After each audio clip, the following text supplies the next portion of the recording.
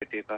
तो शुरू में मुझे पता नहीं चला, पहले कोई 2-3 माह जो है ना वो मैंने वो बेबी का वो चाइल्ड बेनिफिट ले लिया है, तो बाद में मैंने बंद करवा दिया, मुझे पता चला कि ये नहीं मुझे मिल सकता। तो अब जब मैं एप्लीकेशन करूँगा तो उसमें मैं वो जो नीचे लिखे होते हैं कि आपने ये लिया है, ले रहे हैं, तो उसमें अगर मैं ना टिक करूँ तो कोई प्रॉब्लम तो नहीं होगी जी? जी, आपकी कॉल का शुक्रिया। बहरहाल पहली बात यह कि आप अलाउड नहीं थे बेनिफिट्स लेने को, वो नहीं आप ले सकते थे, तो अगर लिए थे तो आपने बंद करवा दिए, अच्छा काम किया। अब वो उनको रिटर्न भी कर दें तो एप्लीकेशन फॉर्म में डिक्लेयर करना पड़ता है, चूँकि अगर डिक्लेयर ना करेंगे उनको पता चल जाएगा, फिर प्रॉब्लम खड़ी हो जाएगी। लेकिन आपने जो बेनिफिट्स लिए अगर वो रिटर्न कर दें तो साथ ये भी एक्सप्लेन कर दें कि गलती से आपने ले लिए थे, तो फिर आपकी एप्लीकेशन पर कोई फ़र्क नहीं पड़ना चाहिए। कॉल का शुक्रिया। नाज़रीन देखते हैं अगले कॉलर कौन है। जी फरमाइए। हेलो, जी, अस्सलाम वालेकुम। वालेकुम सलाम। मेरा नाम आसिफ है और मैं ये पूछना चाह रहा था कि मैं वीज़ा लेके इधर आया था अपनी वाइफ के साथ, और मेरे 2 बच्चे इधर हुए हैं, लेकिन वाइफ का मैंने वीज़ा क्राइटेन में सालम करा दिया था असल नाम पे, और मैंने जो दूसरे नाम पे सालम ले लिया था। तो अभी तो केस चल रहा था, उन्होंने रिफ्यूज़ कर दिया, अपील अलहदा-अलहदा ही, फिर हमने अभी जॉइन कर लिया था केस। तो अभी उनको केस जॉइन किया है, तो उन्होंने हमें रिफ्यूज़ करके अपील का राइट नहीं दिया। फिर दोबारा उनको बोला हमने कि अगर आपने डिसीजन नहीं सही किया तो हम हाई कोर्ट जाएँगे। तो उन्होंने कहा ठीक है, आप हाई कोर्ट ना जाओ तो हम आपका दोबारा केस चेक करते हैं। तो अभी उन्होंने फैसला में हमारा हियरिंग थी 2 दिन बाद। तो अभी हमने सोचा है कि अभी फिर वो चूज़ करेंगे, तो हम चाह रहे हैं कि हम आप उनको सही बता दें कि हमने गलत नाम से चूज़ किया। मैंने और जो है ना, तो इसमें असल नाम पे हमारा यही है, और विजिटर हम आए थे और हमें आए भी अभी 5-7 साल हो गए। चलो ठीक है जी, आपके कॉल का शुक्रिया। असल में गलत काम का हमेशा गलतीजा होता है। अगर आप एक झूठ बोलते हैं उसको कवर करने के लिए आपको 10 झूठ बोलना पड़ते हैं, और 10 आप कवर नहीं कर पाते हैं, और फिर इवेंचुअली इसी तरह के हालात में इमिग्रेशन वालों को पता चल जाता है, तो फिर वो इस चीज़ को आपके खिलाफ लेते हैं। बहरहाल मेरा ये मशवरा है कि एक तो किसी वकील से मशवरा कर लें, दूसरा सच सच बात हम उसको बता दें, तो वो शायद आपके जो स्टेटमेंट है उसको एक्सेप्ट कर लें। तो मुझे लगता है आपका केस इस वक्त कोर्ट में है, तो ज़्यादा बेहतर है कि वकील से मशवरा करके तो हम ऑफिस वालों को सच सच बात बता दें। कॉल का शुक्रिया। नाज़रीन देखते हैं अगले कॉलर कौन है। जी फरमाइए। वालेकुम। वालेकुम सलाम। मुझे एक बात पूछनी थी आपसे। जी, हमारा इंडेफिनिट लग गया है, अबाउट 2009 में मई में लगा था। ठीक है। तो अभी हमको ब्रिटिश पासपोर्ट बनाने की है, अच्छा, तो क्या हम अभी ब्रिटिश पासपोर्ट के लिए अप्लाई हो सकते हैं? तो आपने किस बेस पे लगा था आपका? हमको एसाइलम पे मिला था। ठीक है जी, आपकी कॉल का शुक्रिया। असल में आपके केस में 2 वो रिक्वायरमेंट्स हैं, जो बड़ी रिक्वायरमेंट्स 2 होती हैं। पहली ये कि आपके स्टे को लगे हुए, इंडेफिनिट स्टे को लगे हुए 1 साल गुजर चुका हो, जो कि गुजर गया है। दूसरी ये कि जिस दिन आप एप्लीकेशन करें उससे 5 साल पिछले आप यूके में लीगल तरीके से रह रहे हो। अब मुझे पता नहीं कि 2009 में जब आपको स्टे मिला तो उससे पहले आपका क्या लीगल स्टेटस था। तो अगर आपने लीगली यूके में 5 साल पूरे कर लिए हैं, तो life in UK test pass कर लिया, तो फिर आप ब्रिटिश नेशनलिटी के लिए अप्लाई कर सकते हैं। जब आपको ब्रिटिश नेशनलिटी मिल जाएगी तो सेकंड स्टेज होगा उसके बाद ब्रिटिश पासपोर्ट लेने का। कॉल का शुक्रिया। नाजरीन देखते हैं अगले कॉलर कौन है। जी फरमाइए। हेलो, अस्सलाम वालेकुम। वालेकुम सलाम। भाई साहब, मैंने आपसे ये पूछना था कि डिस्कशनरी लीव मिली है मुझे अभी रिसेंटली, तो उसमें क्या मैं पाकिस्तान ट्रैवल कर सकता हूँ कि नहीं कर सकता? जी हम बिल्कुल कर सकते हैं। जो डिस्कशन लीव है बड़ा अच्छा वीज़ा होता है, इसमें आपको काम करने की परमिशन होती है, इसमें आप सेल्फ एम्प्लॉयड बन सकते हैं, इसमें जो दिल चाहे वो कर सकते हैं, ट्रैवल भी आप कर सकते हैं। लेकिन कोशिश करें कि 3 महीने से ज़्यादा एक साल में 3 महीने से ज़्यादा बाहर न रहें, तो बिल्कुल आप ट्रैवल कर सकते हैं। कॉल का शुक्रिया। नाज़रीन देखते हैं अगले कॉलर कौन है। जी फरमाइए। हेलो जी जी, हेलो, अस्सलाम वालेकुम डॉक्टर साहब। जी वालेकुम सलाम। मैंने सिर्फ ये पूछना था कि मैंने अपने भाई को स्पॉन्सर किया था पिछले साल, अच्छा। और उनका वीजा सम रीजन रिफ्यूज हो गया था। अब मैं पूरी उनकी फैमिली को स्पॉन्सर करना चाह रही हूँ, क्योंकि यहाँ पर मार्च में हमारे यहाँ एक बहुत बड़ा मैं फंक्शन कर रही हूँ अपनी फैमिली के लिए, अपने बच्चों के लिए। अच्छा, तो उसके लिए क्या रिक्वायरमेंट है, या उसका असर तो नहीं पड़ेगा उसके वीजे जो पिछला रिफ्यूज हो गया था, बल्कि उसकी अपील भी रिफ्यूज हो गई थी लास्ट ईयर फरवरी में। ठीक है जी, आपकी कॉल का शुक्रिया। आप किसी को भी स्पॉन्सर कर सकती हैं, स्पॉन्सर करने में कोई रुकावट नहीं, लेकिन इमिग्रेशन वाले जानना ये चाहते हैं कि उनके जो इंटेंशन है वो जेन्युइन होनी चाहिए। अगर आपका केस रिफ्यूज़ हो गया था, अपील भी रिफ्यूज़ हो गई थी, उसका ये नए लोगों के स्पॉन्सर करने से कोई ताल्लुक नहीं। अगर आप उनको स्पॉन्सर करना चाहें तो बिल्कुल कर सकती हैं। कॉल का शुक्रिया। नाज़रीन टाइम हुआ एक छोटी सी कमर्शियल ब्रेक का। आप टीवी देखते रहिएगा, ब्रेक के उस पार चंद ही मिनट्स में आपसे फिर मुलाकात होती है।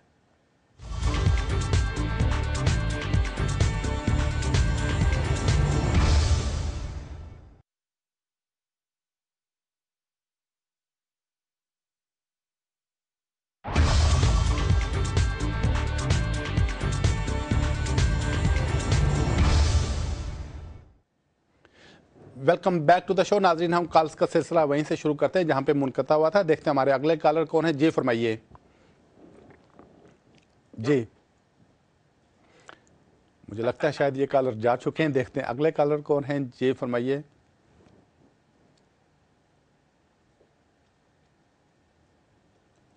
जी, आपको मेरी आवाज आ रही है? जी बिल्कुल आ रही है, फरमाइए।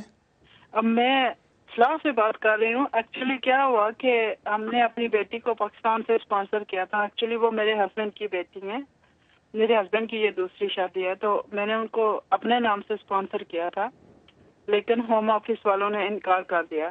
इस बेस पे इनकार किया कि एक तो उन्होंने कहा कि वो यहाँ आएंगी तो वापस, हालांकि वो अपनी नेचुरल मदर के पास रह रही हैं।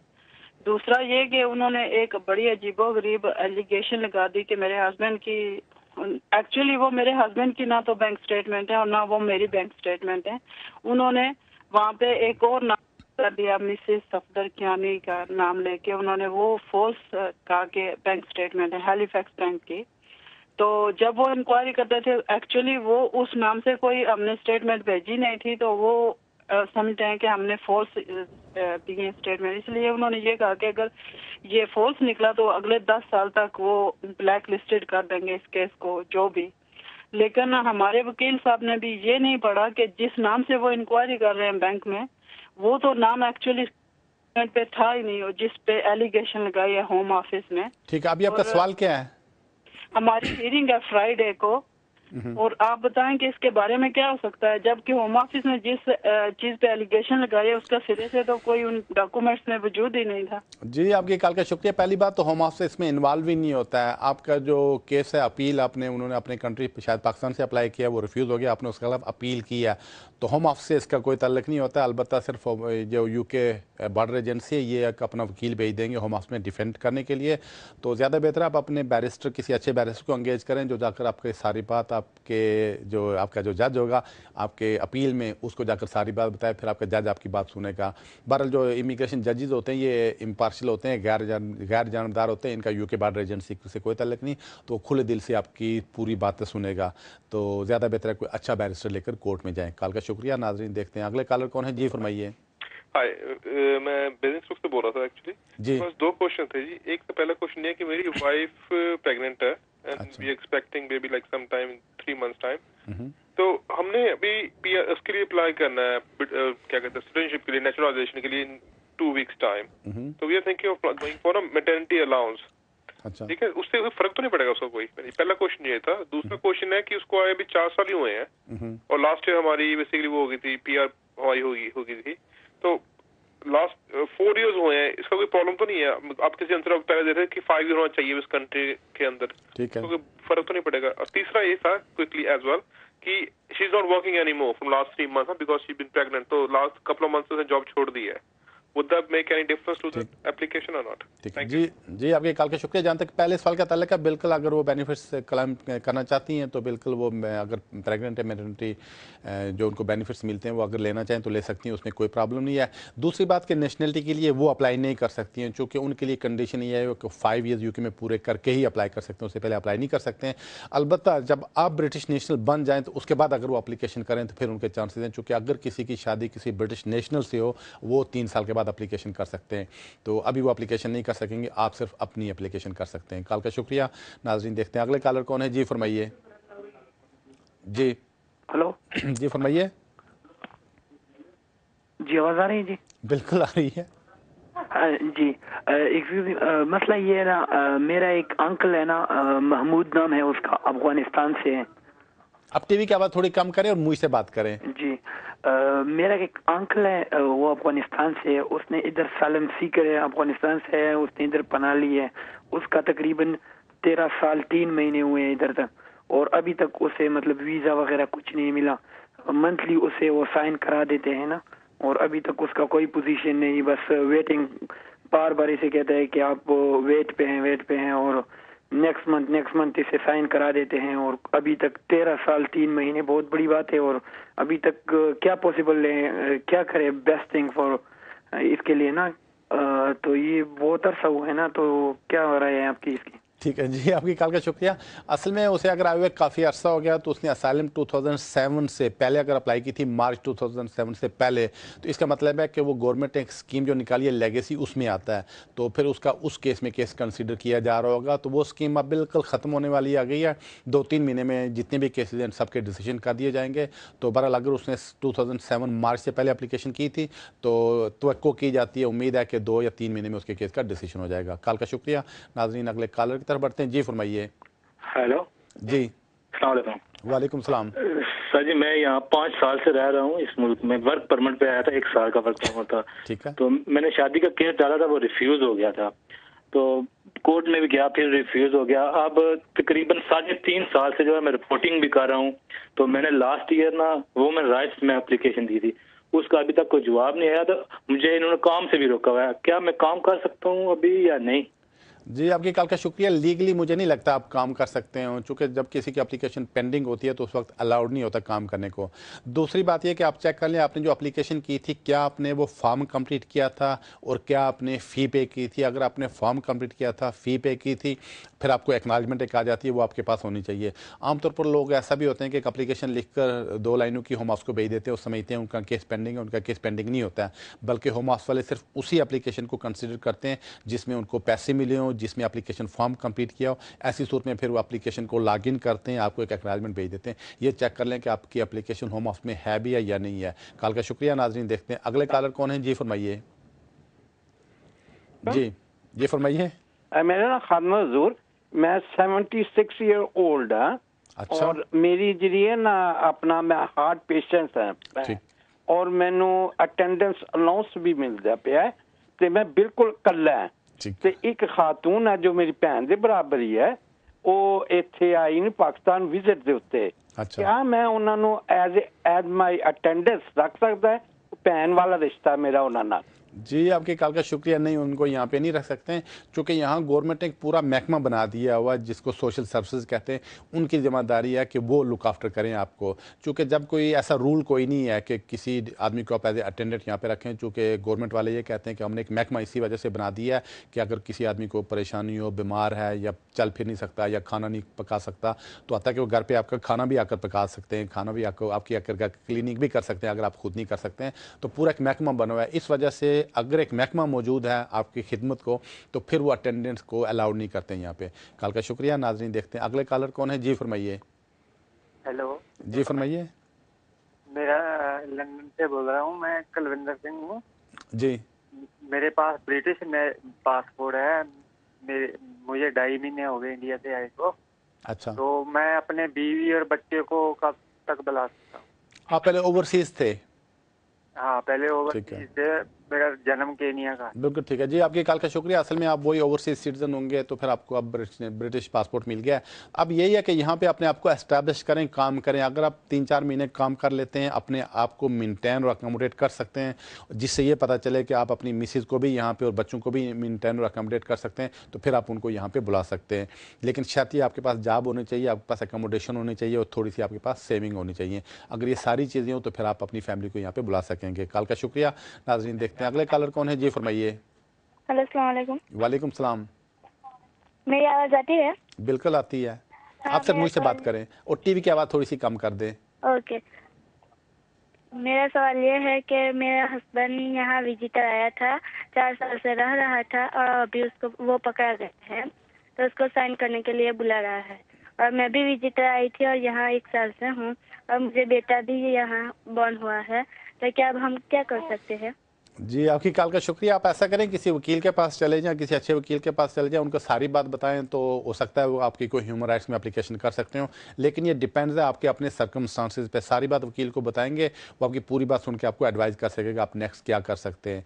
कॉल का शुक्रिया। नाज़रीन, देखते हैं अगले कॉलर कौन है। जी फरमाइए। हेलो जी। अस्सलाम वालेकुम। वालेकुम सलाम। जी हाँ, मैं आपसे कुछ सवाल है मेरे। जैसे ये पूछना, मैं डिवोर्सी हूँ और मैंने अभी अभी शादी की है और मेरे हस्बैंड जो हैं वो इस कंट्री में 8 साल से हैं और वो स्टूडेंट वीज़ा पे थे। लेकिन उनकी स्टूडेंट वीज़ा पे जब उन्होंने अप्लाई किया 2010 में तो वो रिफ्यूज़ हो गया। वो अपील पे गए और अपील में भी उनका रिफ्यूज़ हो गया। लेकिन जब हमने शादी की तो हमने जो है वो फौरन हमने शादी के paper further leave to remain का हमने जो स्ट्रेट अवे हमने एप्लीकेशन डाल दिया और शादी की इजाजत की, लेकिन मई 2011 में एबॉलिशमेंट हो गया वो उस लॉ का, तो हमने फिर शादी कर ली थी। तो सारे डॉक्यूमेंट्स भेजने के बावजूद भी अभी तक कोई रिस्पॉन्स नहीं मिला है। और ये कहा है वो साइन करने के लिए जा रहे हैं, कॉन्स्टेंटली रिपोर्टिंग के लिए जा रहे हैं पिछले कुछ 4 महीनों से, और कोई रिस्पॉन्स अभी तक हमें मिला नहीं है। तो और हमने अभी तक शादी की एप्लीकेशन नहीं की है, क्योंकि जो हमने फर्दर लीव टू रिमेन की जो एप्लीकेशन की थी उसका जवाब रिफ्यूज में आया। तो फिर हमने रिकंसिडर के लिए भेजा, 2011 जुलाई में हमने रिकंसिडर के लिए भेजा और अभी तक कोई रिस्पांस नहीं मिला है। तो ठीक है जी, मैं समझ गया जी, आपकी कॉल का शुक्रिया। लगता है कि आपने शादी के बेस पे अप्लाई नहीं किया है। तो जैसे कि नाज़रीन मैं पहले भी बताता रहता हूँ, रिकंसिडरेशन कोई इमिग्रेशन वाले नहीं करते हैं। आप उनको फी पे करते हैं, एप्लीकेशन फॉर्म कंप्लीट करते हैं, उसके बाद अप्लाई करते हैं, वो सिर्फ फैसला करते हैं हाँ या न में या ना में डिसीजन करते हैं। अगर आपके हक में फैसला नहीं है, आपके खिलाफ है, तो आप इसको आगे कोर्ट में ले जा सकते हैं, अदालत में ले जा सकते हैं, वहाँ आपका केस कंसिडर किया जाता है। लेकिन आमतौर पर लोग ये होते हैं, बाद को एप्लीकेशन देते हैं कि जी हम रिकंसिडर करें, इमिग्रेशन वाले कहते हैं हमने रिकंसिडर तो कोई नहीं किया। तो बहरहाल आप शादी की बुनियाद पर अगर आपने अप्लाई नहीं किया तो मेरा आपको मशवरा है जितना जल्दी हो सके शादी की बेस पे एप्लीकेशन कर दें। कॉल का शुक्रिया। नाज़रीन टाइम एक छोटी सी कमर्शियल ब्रेक, आप टीवी देखते रहिएगा, ब्रेक के उस पार आपसे फिर मुलाकात होती है।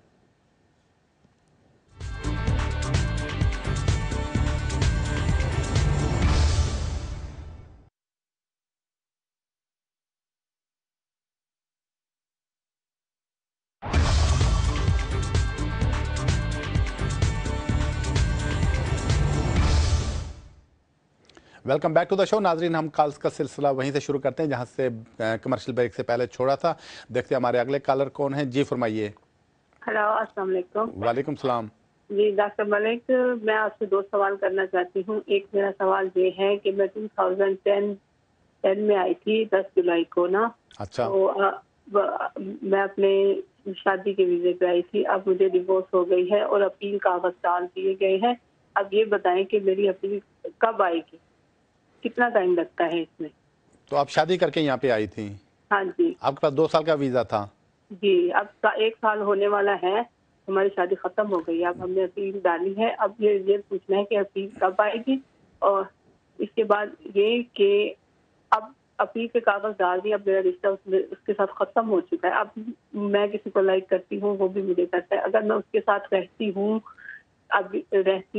या हमारे दोनों के दरम्यान में रिश्ता है, तो इस दौरान इससे कुछ मेरे वीजे पे फर्क तो नहीं पड़ेगा? अभी मेरा 25 अगस्त तक वीजा है।